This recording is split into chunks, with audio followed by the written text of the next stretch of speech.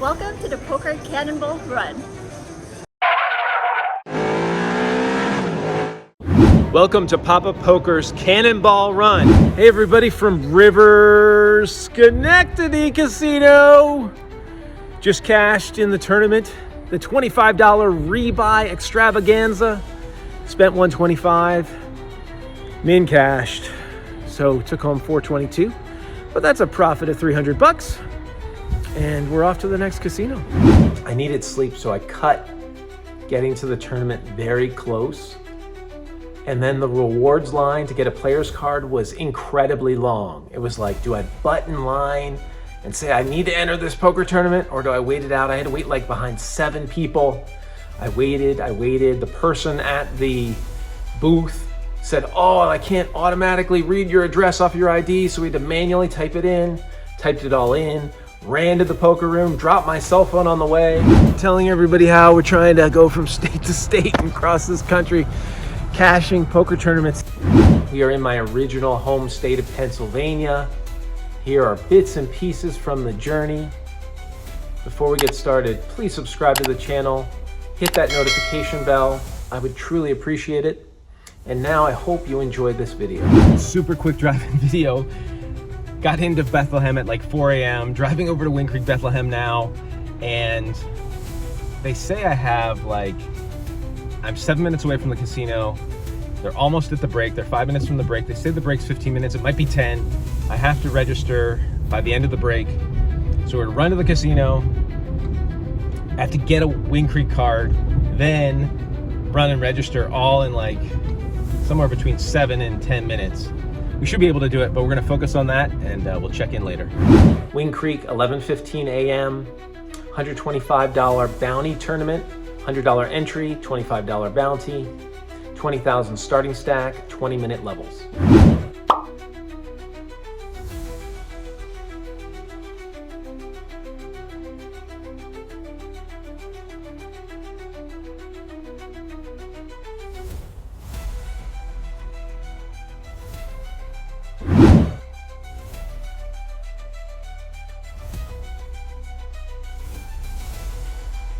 Very new, nice little cool spot, connected to the mall.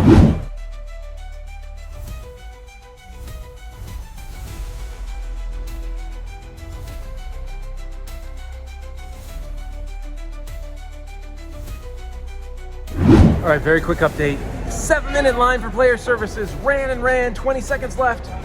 And somehow I'm the third alternate. So we got in the tournament and now let's go.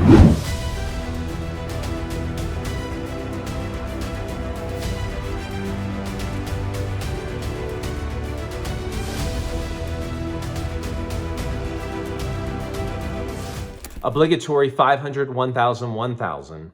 Rebuy period now over. I was the last alternate, so came in essentially into a freeze-out poker tournament.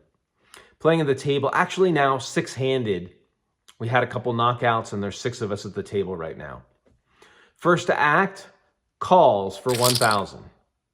Second to act, also calls. Third to act, fold. Now the button calls, all sorts of limpers. I look down, pocket kings, let's go.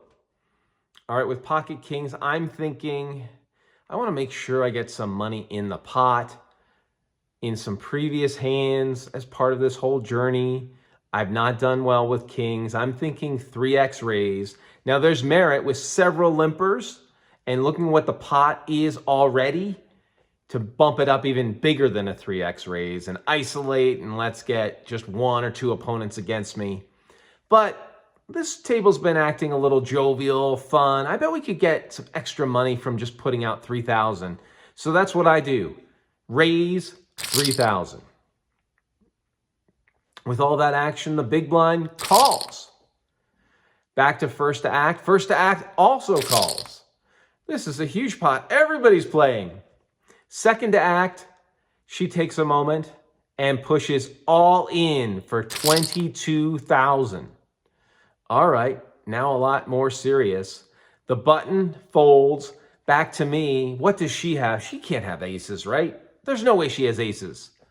She's either got ace king or another strong pair, but worse than kings, right? I'm ahead of ace king. If she has a worse pair, we're way ahead. I push all in 20,000. Big blind folds, first to act folds. Let's flip them over. I show pocket king. She shows ace king suited. All right, strong hand. We are still way ahead. Although, as we're going to the flop, one person says, oh, by the way, I folded a king. Okay, good to know, good to know. Flippity floppity. Ace, 10, deuce. No! I just started this tournament and I am in deep trouble. Yikes, yikes. Not good. Did anyone else have an ace? Too late now. Oh, here's the turn. The turn, jack of diamonds. All right, that's life. Now we need either a king or a queen, but all the kings are theoretically gone, so we need a queen. Here comes the final card. The river, 8 of spades. That's not going to do it. We are knocked out with 44 players remaining. We were third alternate. We entered super late. We actually sat down at the main event table, table 1. And if we'd done well, we would have just kept sitting there till the end. This tournament paid like 10 people, which was great. It looked like, you know, some of the staff were like, oh, you'll do fine here. Well, who knows? We ended up 6-handed. We lost several different people at the table. I had won one hand, lost another hand. So we were right around the starting stack, 20,000 in chips. Second to act, goes all in, folds over to me. I go all in. So much money on the table. I've got kings. So everyone folds. She's got ace king. I've got king. Someone mentions they have a king. And the flop comes out. And there's an ace on the flop. So we wore Charlie Hayes, one of my favorite Phillies. See the back here. I don't know if we can see the back properly. To figure out some sort of system to show you the back of this jersey. But I was running late. I should have been wearing a hockey jersey, but this was Philly. We were in Pennsylvania. Let's put on the Phillies jersey. Maybe Charlie, even though he wasn't in the World Series, he did win a World Series with the Yankees. My favorite Philly. Maybe it wasn't the best decision. So we are off to Philadelphia now. Tournament tonight. I actually had some stuff to do this afternoon, so it doesn't hurt. It's sort of another reason I want to go all in with the kings. But whatever. It was kings. 65-35 would have really put me in a great stack for the rest of the tournament. And she hits an ace. So there the cards played themselves. I don't feel bad. I was ahead. I joined the tournament super late at level 5, so we needed to figure out some way to chip up. Maybe, yeah, I don't know. There's not much I could do. On to the next tournament and sort of one-handed report on and we're done. We'll see how big this Monday tournament is at Parx. I've never been to Parx either. When I was getting my player's card at Wind Creek, she's like, you've never had that card at Wind Creek before. I'm like, I remember. She's like, about Sands. I had not realized. I talked to someone in the poker room. They'd been working there for 14 years. So obviously casinos have been around in Pennsylvania for a long time. I grew up here. I just turned left on the turnpike and we're here on East 276 driving. Some of these roads are newer since when I lived here, but I live like maybe 20, 25 minutes directly behind us. Did you move away from where you grew up? Do you go back to the hometown casinos? How is that? Let us know in the comments. Wind Creek, oh, still annoyed. I mean, the cards played themselves, right? And the nice thing headspace-wise is like, okay, there's another tournament tonight. Let's race down to Philadelphia and let's get that going. And then there's 2 more tournaments tomorrow, 2 more tournaments the next day. At some point we could drive to Pittsburgh and do 2 tournaments there. But we should be able to check off Pennsylvania quickly. And let's move on to Ohio.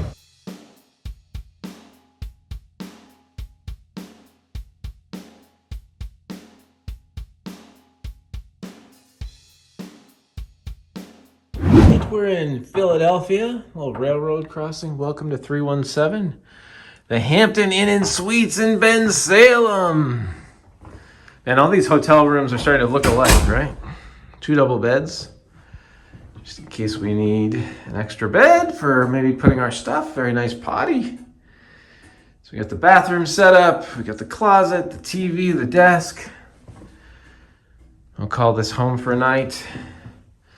Welcome to Hampton Inn, Bensalem, everybody. We need a quick bite before this tournament. We broke down and went to Panda.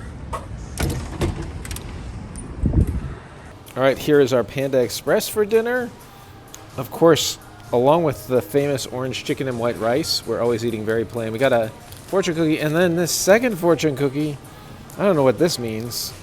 Some sort of mess up in the process. There's very little, and very, very little as far as the fortune cookie. So we'll dig in. All right, we've arrived at Parx Casino.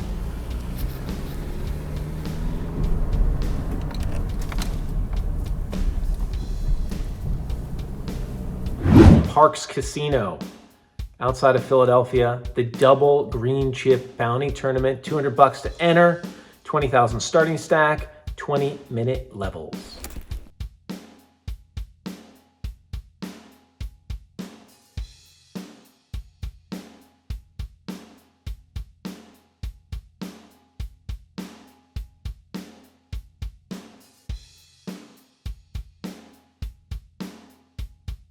Obligatory 200, 400, 400, getting close to the end of the rebuy period, maybe 18 minutes left before the rebuy period ends.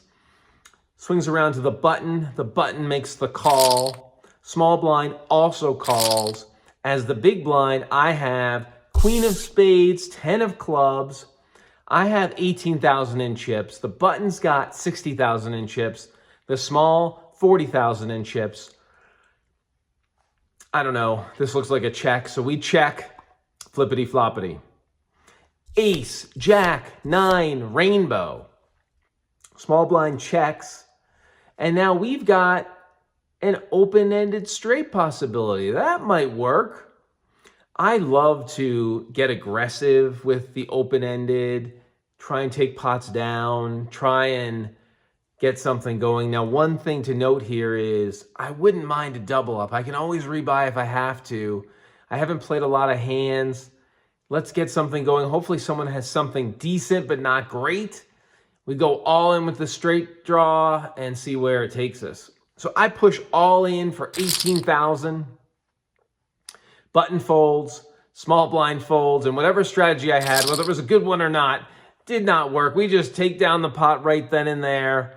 I flip over my cards to say, hey, I'm playing a little bit of high variance poker here in the rebuy period, and we win a couple chips. Well, we made it here in time for the first break. Parx, quite a cool casino. I guess they only have tournaments on Monday nights, so we're gonna have to go somewhere else tomorrow. We don't cash today, but sort of cool to check out Parx. I'm originally from Philadelphia, so interesting already sitting down at the table with a dealer and hearing that Philadelphia accent. I don't remember bumping into a Philadelphia accent when I was a kid here. Maybe just it was around so much, I just assumed it was a normal accent. But the dealers definitely have Philadelphia accents, definitely talking to people. I feel like I'm home, and really interesting. So we've got the Flyers jersey. It's what we had hoped to wear earlier. I can't exactly figure out how to show you the back. We'll do that later. Wearing Magnus Roupe, one of my favorite hockey players, because the whole crowd would just chant "Roo" every time he touched the puck, practically, because he didn't score that often. Now, Wayne Gretzky's done very well. We've had 2 bubbles and a cash with Wayne. So we're going to give Magnus the try today here in Philadelphia. We got the Flyers jersey. We're going to blend into the crowd, not look like we're from out of town. But at some point, if the local jerseys don't do well, we might have to keep going back to the great one because he's done us well so far. Obligatory 600, 1200, 1200. I'm under the gun +2 and playing somewhat short stacked. Call it 16,000 in chips. Pretty much the whole rest of the table has at least like double my stack. Maybe one other person who's not in this hand has a similar stack to mine. I've got aces. Let's raise it up to 2,500. Folds around to the blinds. Small blind calls, big blind calls, flippity floppity. Queen, 7, 4 with 2 hearts. Small blind checks, big blind checks, and I bet 2,500. That gets the small blind to fold, the big blind comes along, and we're on to the turn. The turn, 10 of clubs. Big blind checks. I'm trying to make my bet a little bit bigger. I bet 5,500, and that's enough to send the big blind packing. Big blind folds, and we take down a hand. Now, maybe at some point, I should have tried to figure out a way to get one of these opponents to go all in with me. I was short stacked. I don't know. I like building the pot. Maybe in that turn I could have checked. Who knows? We took down some chips, and we won a pot. Obligatory 600, 1,200, 1,200. This is the last hand before the end of level 8, the last hand before the break. And early position raises it up to 2,400. Early position with like 62,000 in chips. Folds around to the button, that's me. And I look down at ace, king off. I like this. What should I do? Should I call or raise? You know what? I think I'm going to be sneaky here. Now, you should probably always raise ace king, right? Always raise ace king. I don't know. If I don't hit an ace or a king, I can get away from this hand. I want to preserve my stack. It's right before the break. Let's not do anything crazy. I just call. Over to the big blind. The big blind also calls. Big blind started with like 53,000 in chips. Flippity floppity. Ace, king, 7, 2 spades. This is a good flop. Nice. Big blind checks. First to act checks. And now I've got 2 pair. Let's bet 3,000. All right, let's see who has a hand here. Big blind now thinking a bit. All right, come on, big blind. Come in with an ace that we dominate with our 2 pair. Let's go. He keeps thinking. And then the big blind raises to 8,000. Well, that action is enough. First to act folds. Back to me. What does this guy have? We have to be ahead. We just have to be ahead of this guy. All right, let's keep building this pot. Let's do a min click raise. Raise it up. 16,000. Big blind. Looks me over. Looks me up and down. Takes another moment. And then the big blind goes all in for north of 50,000.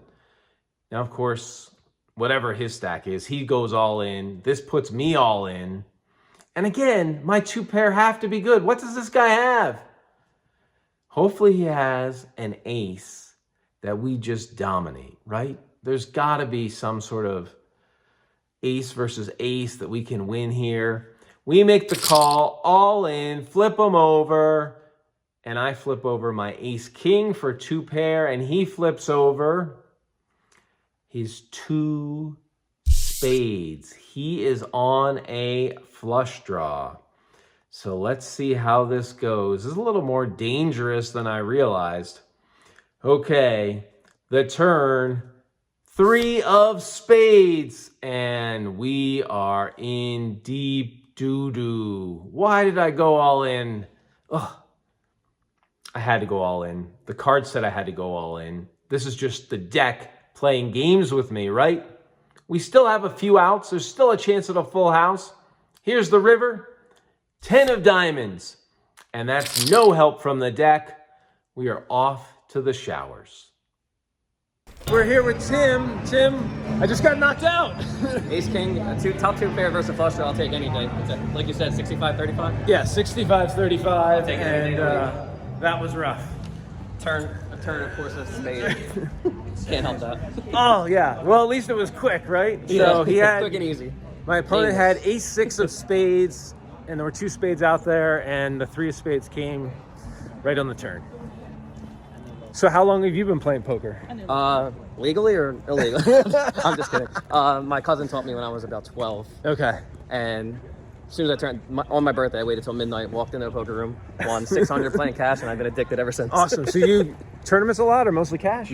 All tournaments now. I've been playing, been grinding tournaments.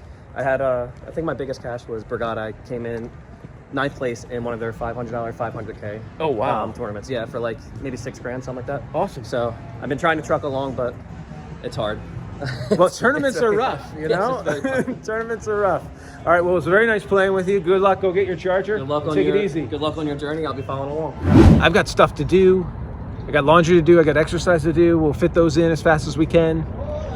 And there's more tournaments tomorrow. So here in Pennsylvania, the nice thing is there's always 2 tournaments the next day. It certainly changes the vibe. You're not as torn up when you don't cash. So that's the update. And I'll try and be back at it tomorrow. At the end of each video, I include a P&L tracker of how I'm doing on the trip. Check that out. In the meantime, let's talk to poker player Jenny Ding. And I am in the midst of a cross-country trip from New York to California playing poker. And this is my first time vlogging. And when I think about vlogging, I think about everything that you've been doing as a new person in the vlogging world. Can you tell us a little bit about maybe your world of poker and how you got into vlogging? Yeah, absolutely. So I've been playing poker for a while now. I started playing poker in 2016 in Melbourne, Australia. And back in those days, I played predominantly 1-3 and 2-5 while I was working. So poker was just a bit of a side hustle. And then I went to business school. So I took a break for 3 years and just decided to focus on my career, but restarted again this year, actually last year when I moved to Vegas. So I started vlogging like a couple of months ago. I decided one weekend that I was just going to do it. And I was like, I'm just going to film this for my friends and family. Because, you know, people at work ask me like, you know, how was poker this weekend and stuff like that. And I feel like people, there's some interest on that side of my life, into that side of my world. So yeah, I decided to just film it. And then I knew it was going to be like a really painful task editing it, which is why I had the whole weekend to do it. And then I pretty much spent, I don't know, it must have been like over 24 hours on the first vlog. For some reason, I found the motivation to do it. I had no idea where it came from. And yeah, and then I just released it.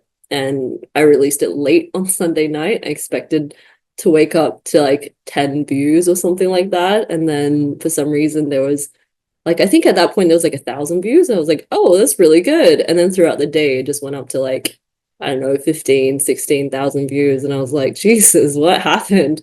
So then I was like, well, I wasn't actually going to make a second vlog, but I guess there's people who are interested in it. So I'll make a second one and then a third one. So yeah, that's kind of how it started.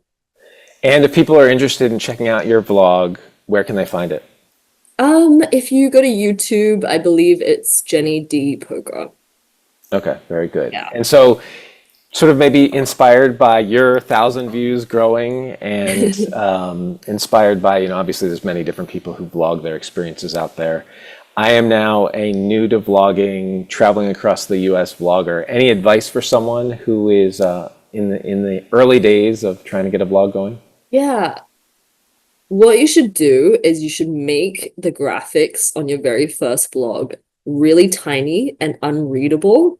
So then about 500 people will comment on your vlog, and then YouTube will think it's engagement when really it's just 500 angry people telling you to make the cards bigger.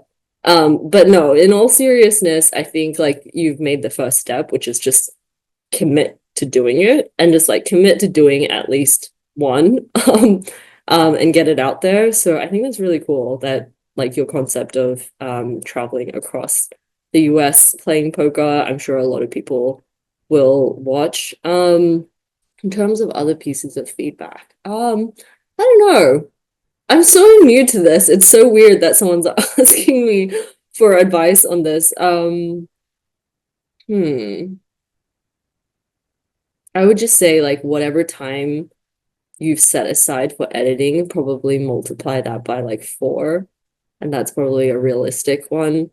I would say also like get good, this is probably basic, but get good sound quality, because I think when you think what you think is what you sound like is not what you're actually going to sound like. There's always some like weird background noise or something. And also, I guess, just like, I know this sounds really cheesy and basic, but just like be your authentic self, because I think when I did my first vlog, I genuinely thought only my friends and family were going to watch it. So I didn't really have to pretend to be anything. I was just like, okay, this is how I'm going to talk about my hands. Obviously, with hands, I couldn't just like freestyle because there is a bit of work into studying the hands. But I would just say, like, at first, what stopped me from releasing this earlier is fear of judgment of my thought process with hands. I would think like, well, I mean, like, I'm friends with all these really accomplished poker players, and they're gonna think I think like this. And it's just like, there's a facade of maybe they think I'm better than I am if I don't talk about my hands.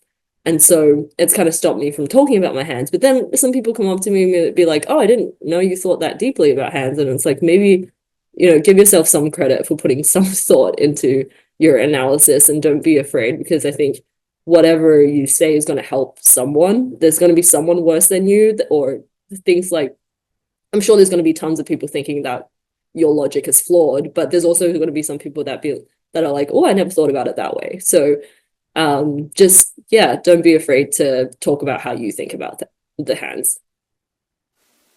I love that advice, because I don't know if I've been doing enough of that as I've been talking about hands, like even just inserting what my thought process was. So that's great advice. Yeah. I mean, it really depends, because some vloggers don't really go in depth about hands, because their target audience is people who just watch for entertainment. And that's fair, because I sometimes just watch vlogs for entertainment. I don't really care about the analysis. And then sometimes I really care about the analysis and I really want to watch training videos. So it really depends. And for me, like, I didn't have a set target market. Like I said, I was just like releasing what I wanted to release. And I think I kept doing that, which is probably to my detriment. I'm sure like I probably get more views if I stuck to one concept or fit into like a certain theme. But for me, I was just like, I wouldn't have the motivation to do that. This is like not my like job or anything. So I just kind of, I need to do something that feels like this is what I want to share. This is what I want to look back on in 10 years.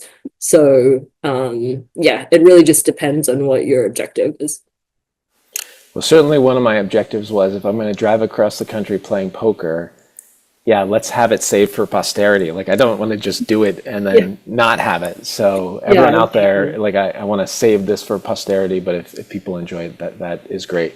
One thing I've noticed in what you've done is I've seen a lot of hands at the Win. Like, does the Win allow recording? Do you have to get special approval? How did you set up everything you've been doing at the Win? Yeah, I basically went to the Win and just asked the person who was in charge there that day if I could record. And they said I'm only allowed to record on 510 and below. So I kind of just stuck to that. And then I was on the first day, I was really shy and asked everyone on the table, is it okay if I record? And even then the floor walked past me and was like, you don't have to do that, it's fine. And since then you kind of just get more comfortable with it. I know in Bellagio there is an approval process. So Jamin, you might know Jamin. Yeah, he sent me the link to it. I can also send it to you for, like, you just fill out this form. I still haven't done it yet. And then they will approve you, and then you're approved for all MGM properties, I believe. And then, yeah, I haven't really, I mean, I went to Park Casino last weekend, but I emailed them before I went and asked if I could film, and they said no. So I think it just varies casino by casino. And honestly, sometimes you can just probably be sneaky with it. With Park, I didn't film any of my hands. I just got some footage of the casino, and then I just went home and just like talked about the hands. So yeah, it's you can probably try and be sneaky, but I think filming at the table is going to be a little hard if they don't allow you to film. I am a total tournament player. I don't do cash. Oh, okay. And tournaments is a whole different animal. And then some of the places I've been going, they don't even want you filming like in the poker room period, let alone at the table. Yeah. Which is all part of this challenge. So if I can't, which so far is everywhere, then I'm just recreating the hands and taking notes and then putting up graphics on screen so that everyone can see what happened. But it's all sort of part of the process. And then one more question, starting in New York, when you moved to New York for the first time, did you play poker in New York? What was your sort of poker experience in the world of New York City? I had zero poker experience in New York City. I think I was fully immersed in business school. You know how it is. And yeah, there was like no live poker, which is probably what I enjoy. And then with online, we had this poker group it was hosted on Poker Now, but it's all CBS, Columbia Business School, like alumni or current students. So we would hop on there like every week and play a little bit, but nothing serious. Yeah, most of my poker experience in New York was like charity tournaments. It's like, oh, okay, yeah, there's one for the Bonaconti Fund, sort of a charity donation that I did several years, which was a lot of fun, and would bring out celebrities and some of the New York Knicks and some of the famous poker celebs. But that whole New York scene, I never played in any of the clubs that people would tell me about. My experience was always an occasional trip to Atlantic City or something like that. Right, yeah. I mean, besides that, business school is so expensive that I had zero disposable income that I'm like, this is like, I literally would be taking like extra loans to be able to play poker and have some sort of a bankroll. So yeah. Okay, so have you started traveling yet? Yeah, so I am trying to cash in each state that I travel across the country. Oh, okay. So I started in New York City, then I drove up to Turning Stone and River Schenectady in New York State, and I'm now in Pennsylvania at Parx Casino in Philadelphia. So very cool. Well, good luck. Wait, have you cashed so far in every state? So I started in New York, and I played for one weekend. There were 3 tournaments, and I bubbled one and didn't cash in 2. Oh and no, became that's very so frustrated. Yeah. Now, I've talked to some people, they say that they would plan 10 tournaments if they wanted to. Do you know about flag hunters? No. So like across the different countries. Different Yeah. countries. So Yeah. I've talked to flag hunters, and they try to plan on like 10 tournaments. Like, theoretically, you should be able to cash in like 10% of the tournaments. So I'm trying to have that in my head. In New York, they only have tournaments 1 day per weekend day. Yeah. So those 3 tournaments, and I bubbled one, and literally I could have sat and waited and cashed, and I didn't. I had top pair, and the guy had an open-ended straight and hit the open-ended straight. Oh. So then I got knocked out on the bubble. Yeah. I flew home to Vegas. I live in Vegas as well, and then flew back out this past weekend and bubbled again at Turning Stone on Saturday, and then I cashed last night at River Schenectady. 26 people, and I finished 4th and 4 cashed. So okay. So here's a question then. Does that mean that you change your strategy when it comes close to the bubble because you're just trying to cash, whereas other people are trying to win? So, I mean, correct. I am completely focused on cashing. So and checking the box, and then after I cash, then I revert to let me now try to win the tournament.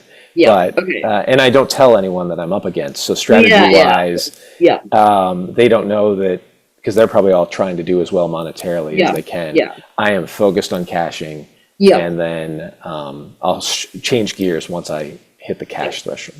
So in regards to the flag hunters 10x buy-in, I kind of disagree with that if your objective is to cash, because then because if you min cash, right, that's like 2x your buy-in, whereas if you enter 10 tournaments, that's 10x your buy-in. So if you're a break-even player, which I assume you are, then it's probably you should be aiming for like close to like 2 or 3, because that's when you actually break even on your ROI. So if that your objective is to cash, then you could probably do it every like 2-3 tournaments, not 10. So yeah, my objective is to. So they said, I talked to some flag hunters, and I'm going to bring some flag hunters on to talk as well.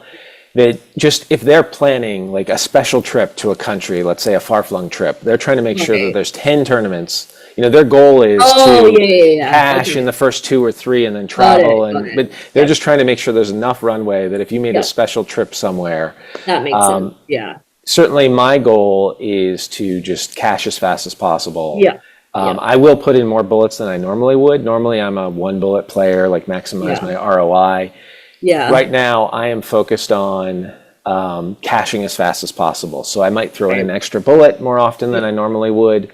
But then again, as you said, strategy-wise, towards the end, I am just focused on cashing. And now I've bubbled twice, and these videos where I'm so mad after bubbling and realizing I could have just held on, it's a good learning as I try to play a little more conservative when I'm close to the bubble. I definitely last night played, very conservative.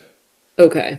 Thanks so much for watching. Now let's close with the profit and loss tracker. Next episode, back at it in Pennsylvania. If you could like, comment, subscribe, that would be great. Helps me be able to make more videos like this for the channel. I really appreciate it.